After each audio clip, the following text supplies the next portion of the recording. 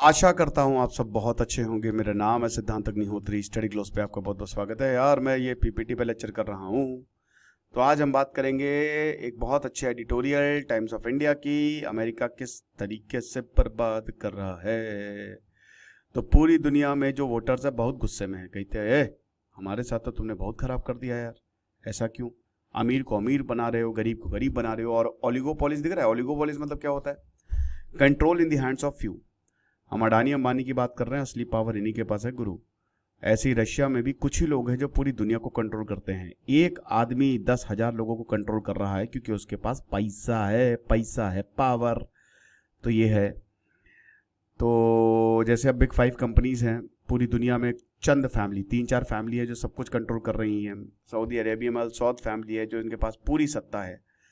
तो यही कॉर्पोरेट ओलिगोपोलीज कि यार इन्हीं को ही तुम फायदा बैठे पहुंचा रहे हो यार, हैं? हम क्या गधे हैं? यहाँ पे जितने लोग कह रहे हैं हम गधे हैं, हमको क्यों ऐसे कर रहे हो? उधर अरविंद केजरीवाल जेल में बंद है, क्या हो रहा है ये सब? बिलेनियर्स ओनर्स कह रहे हैं, मतलब बिलेनियर्स ओनर्स को आप फायदा पहुंचा रहे हो, ऐसे कैसे चलेगा? तो कैपिटलिज्म जो है वो फेवर लूज करता जा रहा है। कैपिटलिज्म क्या होता है? जैसे मान लीजिए कि आपके पास गाय है, आपने बोला कि इस गाय को क्या करते हैं, इस गाय का मक्खन बनाते हैं, इस गाय का दूध बनाते हैं, इस गाय से सब कुछ निकालते हैं, गाय गौमूत्र बनाते हैं, गोबर भी, और इस सबको बेचने लगते हैं। इसको कहते हैं, और पैसा लेंगे बेचेंगे, इसको कहते हैं कैपिटलिज्म। अब अगर मान लीजिए कि गाय है, अब गाय का दूध निकाल के आपने सबको बांट दिया फ्री में, ठीक है, तो इसको कहते हैं क्या? सोशलिज्म। गाय है, आपने गाय को रखा और बोला कि सुनो दूध दही, कोई आया आपके पास, बोला सर दूध चाहिए, पैसे ले लीजिए, तो आपने बोला अच्छा हाँ ले ले ले दूध ले ले ले ले, फिर आप पी गए, कहते मजा आई, आपने चढ़ा दिया दूसरे को। और उसके बाद बोला कि जा इसको सींग मार, इसको रौन दे, उसको कहते हैं डिक्टेटरशिप, फासिज्म। फासिज्म नहीं, डिक्टेटरशिप कहते हैं, ठीक है। तो उसके बाद फिर एक और थ्योरी की, अगर मान लीजिए कि आपके पास गाय है और आपने बोला कि एक काम करते हैं, गाय को दूध सबको मिलेगा, सबको मिलेगा। अभी तक आपको ना दूध मिल रहा था, ना दही मिल रहा था, ना आपको मक्खन मिल रहा था, सबको मिलेगा, लेकिन उसके लिए हमको मेहनत करनी पड़ेगी। उसके लिए हमको ये जितने भी अमीर लोग हैं जिनके पास गाय हैं, इनको खत्म करना पड़ेगा, और हम जाएंगे इन सबकी गाय छीन लेंगे, उसको कहते हैं मार्क्सिज्म।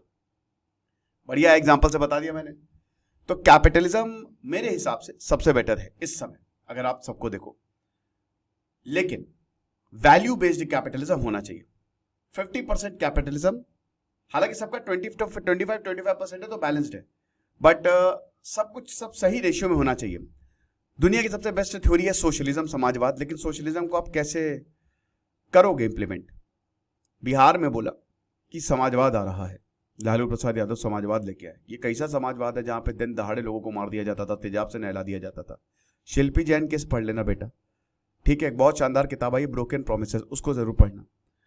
तो वही बता रहे ना कि यहाँ पे समाजवाद की तो खाली बात है, लेकिन एक्चुअल में समाजवाद है। सब समाजवाद क्या होता है कि पूरे समाज का भला हो, इक्वल डिस्ट्रीब्यूशन रिसोर्सेस का। लेकिन रिसोर्सेस के जो इस समय रिसोर्सेस वो कुछ ही लोगों के हाथ में है। तो अमेरिकन डेमोक्रेट्स कह रहे हैं कि अब एक काम करते हैं, अब हम समाजवाद की तरफ चलते हैं मेरी जान, समाजवाद इज द बेस्ट वे। तो क्या ऐसा है? अब भारत का इकोनॉमिक सिस्टम कहाँ से आया है? यूरोप से आया है। अब यूरोप गया, यूरोप का भी वैसे वही कैपिटलिज्म, और अमेरिका।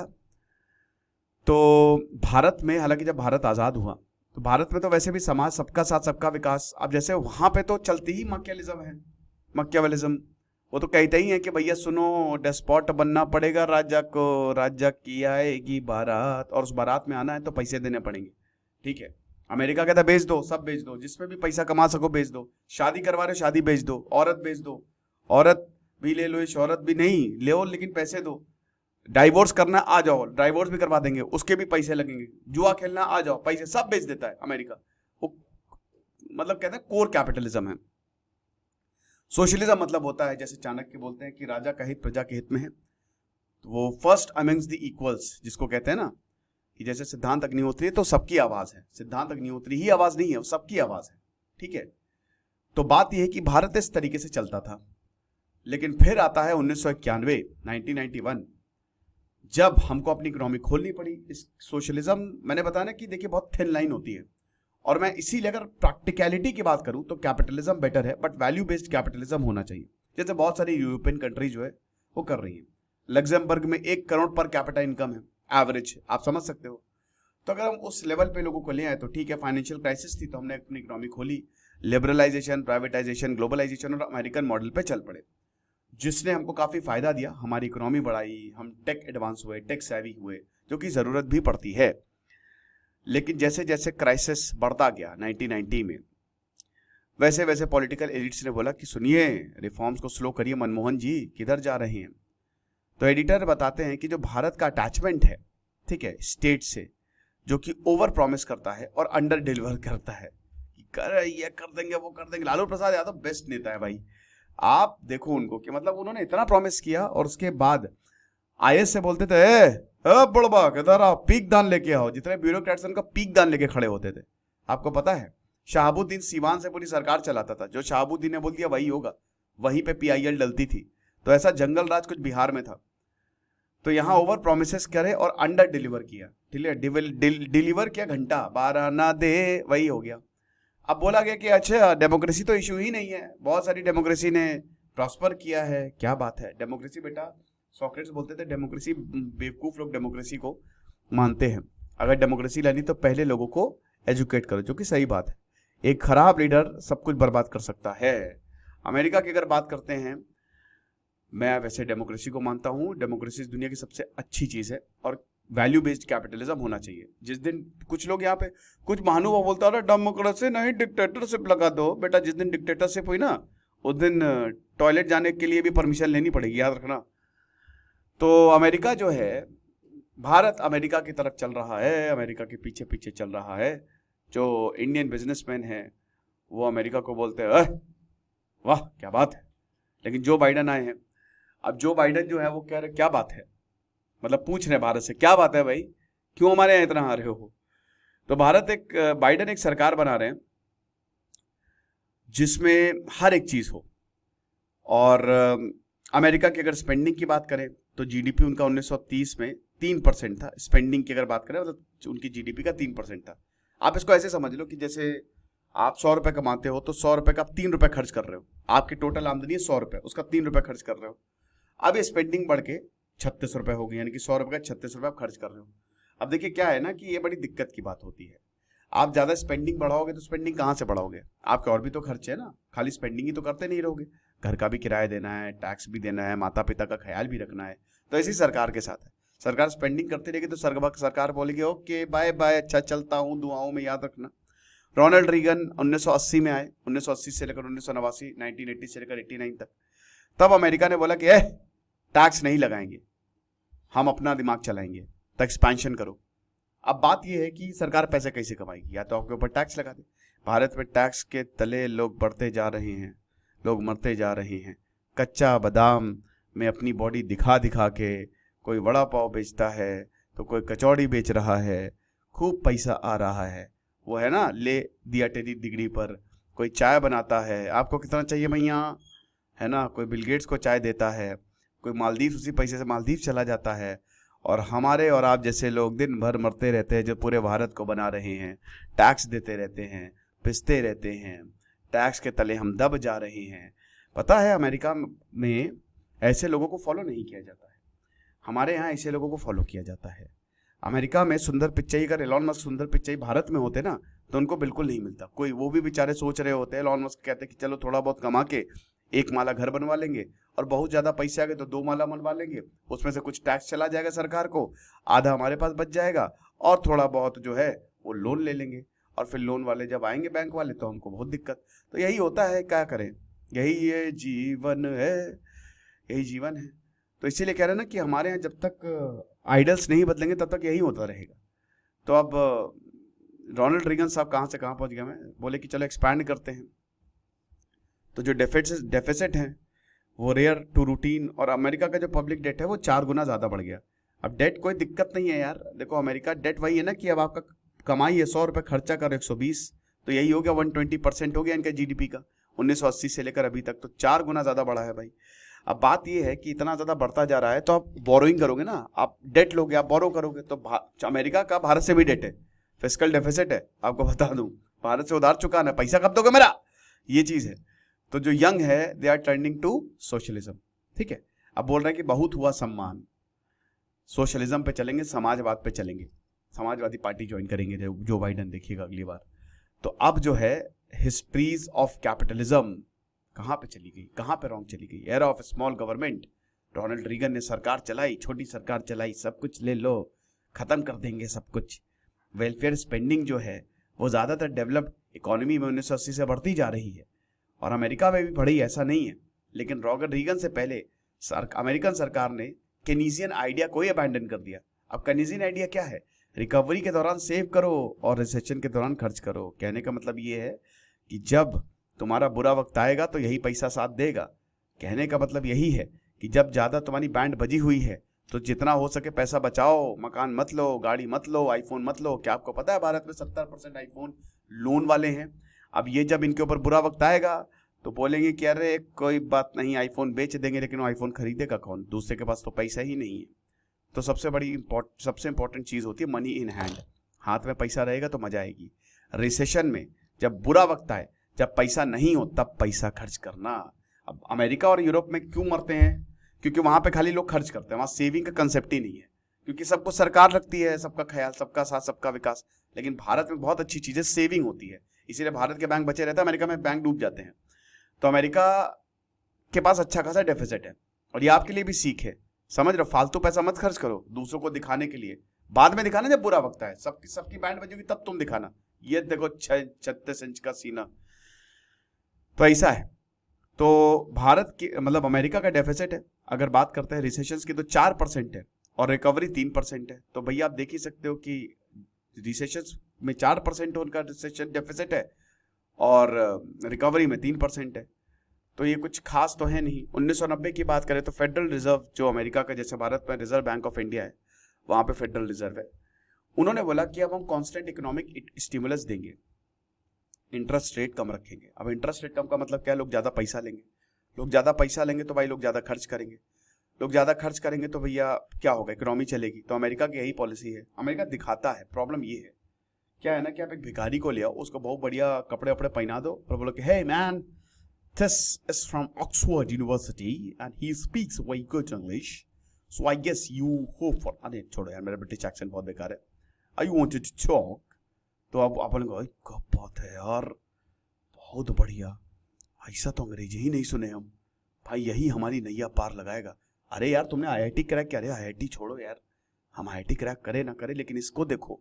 तो यही होता है, ऐसे ही लोग जो हैं वो एक दूसरे का काटते रहते हैं, और अमेरिका ऐसे ही पूरी दुनिया का काटता है। अमेरिका में बहुत कुछ, सब कुछ दिखावे के दांत। तो 2008 का क्राइसिस ऐसे ही तो लोगों को दिखाया कि अरे आ जाओ सब चंगासी, और अंदर देखा तो सब नंगासी।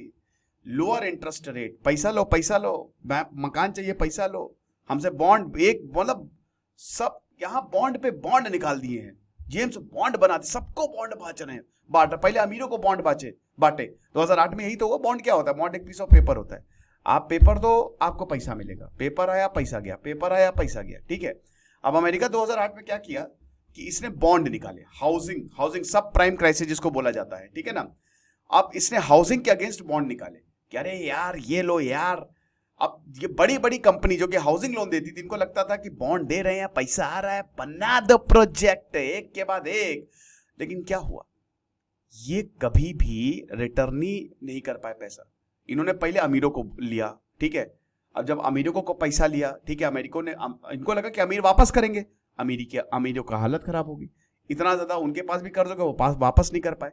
फिर अब भाई देखो पैसे तो देने हैं, तो फिर आप गरीबों को ढूंढो, ठीक है, गरीब नहीं मिले तो उससे गरीब को ढूंढो, उसका गरीब के कुत्ते को ढूंढो, सबको बॉन्ड बांट दो। तो बॉन्ड बांटते बांटते बांटते बांटते कर्जा हो गया, बहुत कर्ज ले लिया अमेरिका, और फिर ये कोलैप्स हो गया। तो यही डेट पे ही दुनिया चल रही है। लेकिन उधारी का सिस्टम कोई वही है ना कि उधार लेके तुम क्या कर लोगे, उधार लेके लैम्बोर्गिनी चलाओगे, लेकिन वो तो उधार का है ना, एक दिन तो फटेगा ही फटेगा, सब फटेगा। तो वही है कि जिस दिन फटता है उसी दिन फिर लोग देखते हैं कि ओहो ये तो बड़ा अमीर था, क्या हो गया, क्या से क्या हो गए देखते देखते। क्यों, तो जो डेट का इन्फ्यूजन होता है ना, इससे इंसान, ये खोखली चीज होती रहती है ना, खोखा नहीं होता है वो, कौन सा वो एक आता है एक खाने वाली नहीं आती कि बाहर से बहुत बढ़िया लगता है, अंदर से खोखला होता है, ये चीज है। तो एक ऐसी साइकिल है जहां पे अथॉरिटीज जो है बोला कि बेल आउट दो। जब यही होता है क्या है कि भैया पहले उधार लो, उधार में डूब गए बैंक। बैंक डूबना एक इकोनॉमी को ये दिखाता है कि बहुत दिक्कत है। लेकिन अमेरिका की यही खास बात है, अगर अगले जन्म मोहे अमेरिका ही कीजो, क्योंकि अमेरिका में क्या है ना कि अमेरिका उठ के खड़ा हो जाता है। अमेरिका में कितनी भी प्रॉब्लम वो उठ के खड़ा हो जाएगा, क्योंकि अमेरिका के एथिक्स है, अमेरिका का सिस्टम वैसा है। कोई और देश में इतनी भयानक क्राइसिस हुई होती ना तब तक डूब गया होता। तो क्रिटिक्स, जिसमें डेमोक्रेट्स भी शामिल है, वो कहते हैं कि जो सोशलिज्म है ना बहुत अमीरों के लिए समझ नहीं आता है यार, ठीक है, लेकिन फिटिंग डिस्क्रिप्शन होगा सोशलाइज्ड रिस्क। सरकार कहती है कि इकोनॉमिक हार्डशिप आए तो हम हैं, ओके, लेकिन सोशलिज्म फॉर वेरी रिच यहां पे हो रहा है कि अमीरों को तो, अरे अमीरों का कोई दिक्कत नहीं, अमीर आ जाओ, पाम बीच पे ले लो मस्त बंगले अंगले, और अमीरों के लिए तो खूब पैसा बांटेंगे, लेकिन जो गरीब है ना वही मरेगा। तो अभी जो टेंडेंसी, और यही भारत में भी आ रहा है दोस्तों, यही एक चिंता की भी बात है। हम कहीं ना कहीं सोशलिज्म से दूर जाते जा रहे हैं, जो कि डेंजरस होगा हमारे लिए। हम अमेरिका नहीं है। यही जो ग्रोइंग टेंडेंसी है रेगुलेट, स्टिमुलेट और रेस्क्यू करने की, ये पैंडेमिक में पीक कर गई, ठीक है ना। अब ये जो क्राइसिस कैपिटलिज्म की, तो कोविड में क्राइसिस थी, वरना होती ही नहीं, तो क्लियर था ये, ठीक है। और जो सरकार है वो और ज्यादा जो मॉडर्न कैपिटलिज्म में फ्लॉज है उसको वाइड कर रही थी, ग्रोथ हुई नहीं, डिस्ट्रीब्यूशन बहुत गड़बड़ रहा, सबके छींटे निकल गए, तो एक स्लो डाउन आ गया और फिर एक कोलैप्स हो गया पूरा का पूरा। आज भी अब भारत, क्योंकि भारत मैंने बताया ना भारत की इकोनॉमी बिल्कुल अलग तरीके से चलते हैं, लेकिन अगर पूरी दुनिया की इकोनॉमी देते हो तो स्लो डाउन तो है ही है ना। पैंडेमिक से पहले 1960s में अगर बात करते हैं, जैसे behind slowdown is a collapse in the rate of growth in the productivity और आउटपुट पर वर्कर, कि भाई जो वर्कर है उसकी प्रोडक्टिविटी और आउटपुट जो है वो पैंडेमिक में खत्म हो गई, और उससे पहले भी खत्म ही हो रही थी, 1960 तक वो आधी हो गई थी, ठीक है। अब इसका मतलब ये है कि आपका जो बिजनेस एनवायरमेंट है वो कम, वो डिक्लाइन हमको देखने को मिलेगा। अब जब बिजनेस में डिक्लाइन तो अगेन डेट देखने को मिलेगी, ठीक है। अब यहां पे जो मेगा फर्म्स है वो तो थ्राइव करेंगी, जो कॉर्पोरेट जायंट्स है वो तो सर्वाइव करेंगे, लेकिन बाकी लोग सर्वाइव नहीं कर पाएंगे। बिग टेक जो है, मतलब अमेरिका में 4 में से हर तीसरा जो है वो ऑलिगोपोली है, डोमिनेट कर रहा है। 3 ही 4 नेम, गूगल हो गया, फेसबुक हो गया, एप्पल हो गया, राइट, ब्लैक रॉक हो गया। अब ये जो ऑलिगोपोलीज है ये लॉबिंग करते हैं, लॉबिंग के अपने हिसाब से कानून बनवाएंगे ये, क्योंकि इनके पास पैसा है। कंपिटिटर्स को खत्म करते हैं, इनोवेट नहीं करते हैं, और ये अमेरिका का ही आइडिया है। हर मनी जो है, इजी मनी जो है, वो ज़ॉम्बी कंपनी से आता है। They don't even earn enough to cover even interest payment on their trade. भाड़ में जाओ यार, पैसा ले लिया, कौन इंटरेस्ट चुका है, हट।